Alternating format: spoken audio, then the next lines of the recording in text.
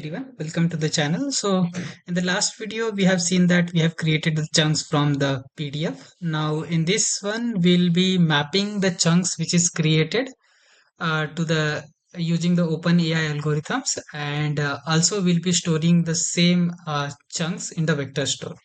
Later will be a user ask questions, and that will do a semantic search here, and basis on that it will generate a record. It will not something like it will identify the documents what we are storing, and it will give the result. It will generate the record using the OpenAI library.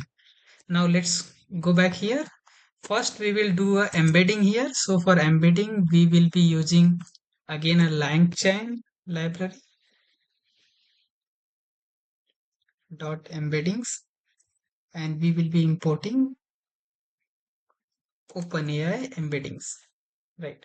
Now here one more thing which we required additionally, initially we discussed, right? We want that OpenAI API key, so which we have created from this platform that openai.com, and this key will do the training of data, and it will generate the answer for us whatever the queries user asks. Now one thing to note, this is having some limit, so we cannot execute every time, otherwise our limit will expire and we cannot be able to demonstrate. Now we create a embeddings here, so I'll say embedding equal to open a embedding. I'll put here open API key, OpenAI API.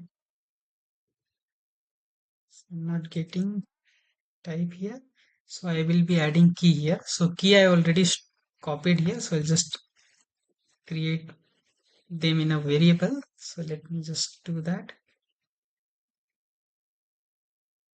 Here I'll create open API key. So this is I copied, and I will be providing here.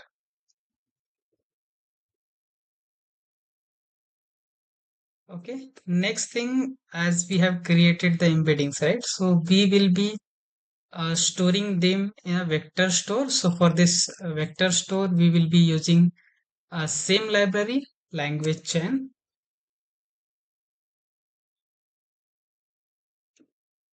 dot vector stores, and we will be importing SI. So FAISS. So this will help us to store the vectors which we are like embedded here. So the mapping from chunks to this numeric format we are performing, and the same we are storing here. So I'll be saying vector store fsi dot from text. We are passing chunks that this splitted from the PDF, and we are passing embeddings. Embeddings contains the open API key. Now in the next video we will be seeing, now I'm not demonstrating this, the reason being this is having certain limit, and if we are rendering the document again and again, so the limit will expire and will not be able to demonstrate the actual response.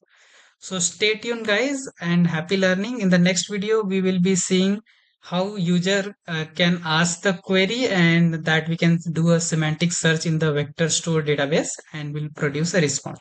So stay tuned, happy learning.